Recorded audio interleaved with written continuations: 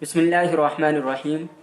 محترم ناظرین کرام، ماہ سفر کے بارے میں زمانے جاہلیت میں لوگوں میں یہ بات مشہور تھی کہ یہ مہینہ منحوس اور برا مہینہ ہے، لیکن اللہ کے نبی صلی اللہ علیہ وسلم نے اس طرح کے باطل نظریات کی اور غلط خیالات کی تردید فرمائی۔ لیکن قابل افسوس امر یہ ہے کہ آج ہمارے زمانے میں بھی ماہ سفر کو منحوس اور برا مہینہ سمجھا جاتا ہے۔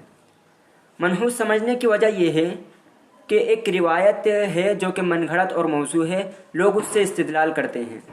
وہ روایت یہ ہے کہ من بشرنی بخروج سفر بشرتہ بالجنہ، کہ جو مجھے ماہ سفر کے نکلنے کی بشارت اور خوشخبری دے گا تو میں اس کو جنت کی بشارت اور خوشخبری دوں گا۔